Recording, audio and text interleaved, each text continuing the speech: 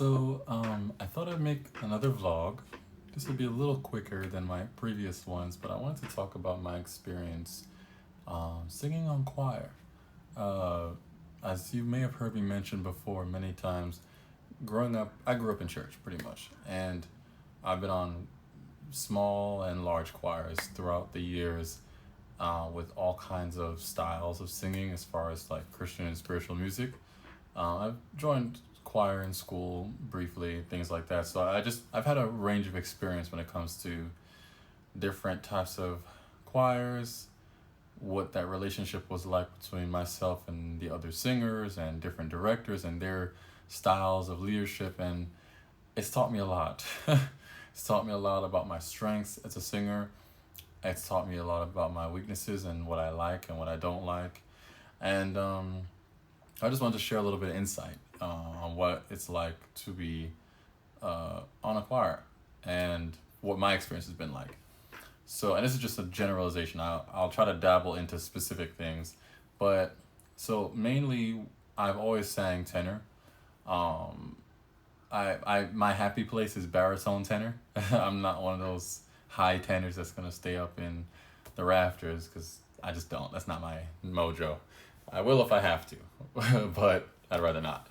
Um, but it's always easier. And my sister and I, she was like my pen pal. You know, my singing my choir buddy because she was always on the soprano section and I would always be on the tenor section, and tenors are um, usually in the middle of the group. And this is of course not to say as if we were like the best, but a lot of times when you're on smaller choirs, you can either really stand out in a good way, or everybody just really blends and matches each other really well. And most of the time, it was I was always the one out of like the three or four tenors because the sopranos and altos were pretty much women and they always dominated the choir because I guess men don't really like to sing as much. They just would rather be on an instrument. That's a different social uh, reason for that. Is a different type of conversation we can have. But so being that I was one of the few tenors that actually was a bit more practiced and a bit more skillful, I always was the one that the director would always rely on to know my part and to execute it properly. And they would often tell other tenors to like listen to Elijah and make sure you're following where his cues, and if you go flat or if you forget which where the song is going, just stand near him. And so it wasn't something that I enjoyed having to do necessarily because sometimes I'm struggling, and it would be nice for me to be able to rely on all of us to have a more supported sound instead of me having to belt the whole time and do all this heavy lifting. In some of these smaller choirs is more specifically what I'm referring to, and some sopranos and altos may experience that as well, but that was just my particular experience. And it taught me to really make sure I was on top of my game. It taught me, especially when we would do very interesting songs that had a lot of dynamics with the crescendos and the like stuff like that. It was very cool to sing with people that really enjoyed it.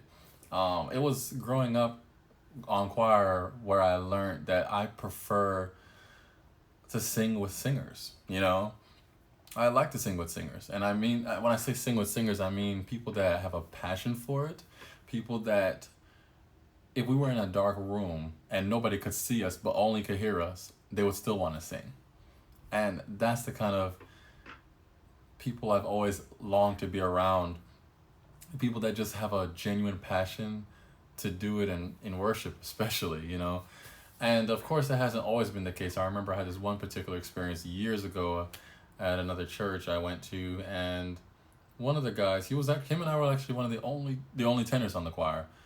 And putting it bluntly, he was tone deaf, but he didn't really notice that, I don't think. But his wife will call him out and kind of embarrass him. I never did any of that because he wasn't like, for the most part, he could kind of hold the note if we were together, but he would really struggle on his own. And I remember he was trying to do the parts and he was like, yeah, I got it, I got it, I know what I'm doing. He was doing his thing, and his wife was like, no, tell him to stop. He can't sing. He's tone deaf. He don't know what he's doing. But he was adamant that he knew what he was doing and he got this. And it wasn't coming from a aspirational place. It was really coming from he really thought he was like that good. And even I didn't walk around like that with that kind of attitude where, oh, I got this and I could give me the mic and let me sing the solo. And I just really wasn't never that kind of guy, and I still am not, because it's not, it's kind of very very a taboo thing in my opinion. People that really push themselves to the front and want to lay claim to the attention, especially when it comes to singing, it's a very common thing that people try to sometimes act humble, but they're not. And if you know humility, when you see it, you can see right through that kind of thing. And I could tell, because I knew people that loved to use their gift because they just had a passion for it, versus people that just wanted to be seen and have a moment. And I often learn from other people's experiences. That's why I can speak this way.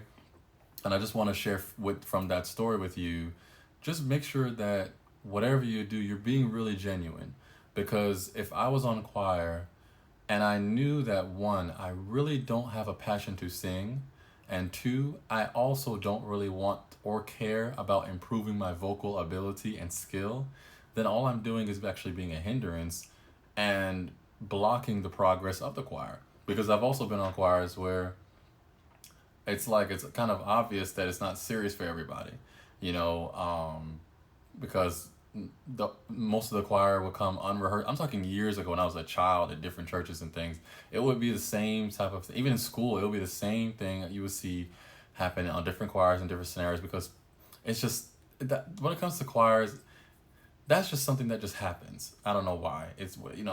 But you know, coming unrehearsed and don't know the lyrics and don't really practice the parts, and it just made the experience, it can make the experience very very difficult. And I remember many years ago at different churches, we would practice songs and just not sing them because the members of the choir just didn't really actually practice and take it serious. So it was a very very difficult thing growing up to like really have a good time in choir. I've had many wonderful times though. I remember there was a song by Ricky Dillard on this one choir I was on. We sang "God is Great." It says, "God is great and greatly to be praised." That song that goes, it like modulates like 16 times or something.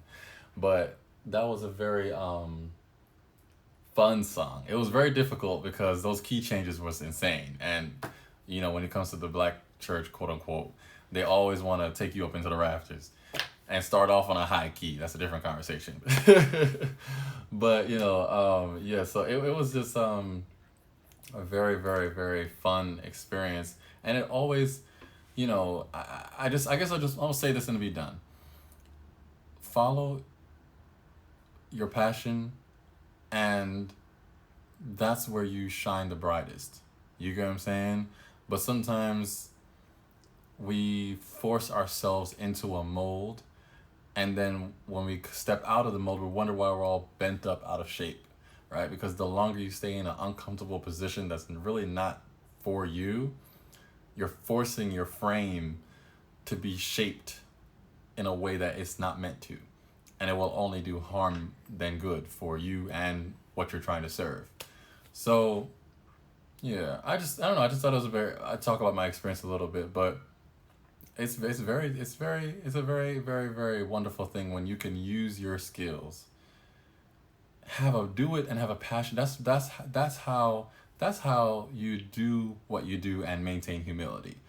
You maintain the humility not by trying to be invisible and not speaking up and not going around people. Like again, I really think people mistake being humble for not being in people's faces or not being in the public eye and things like that. You really can be an arrogant fool and still be a very quiet person. So both are true. Humility is a internal thing that is manifested, and it's more humble for you to do things in spaces of which you know is true to who you are than to force yourself into a thing that is only hurting you and the thing you're trying to service. You know, so just find the things that really, really, really bring you joy and give God actual worship. Because if being hospitable to people as they walk into the front door brings you joy, I'm more than convinced God will honor that versus you putting yourself in front of a camera because you just want to be seen. And I've experienced that, and I've experienced that almost everywhere in my life. So yeah, I thought it's an interesting perspective to have. You may not agree, you may agree, and if you do, let me know. I'm curious to see if it's just me or if you think I'm a little delusional about that. But thank you for listening, and I hope that this video was a little informative to you. I guess I went to 10 minutes, so it's not shorter. Sorry, y'all.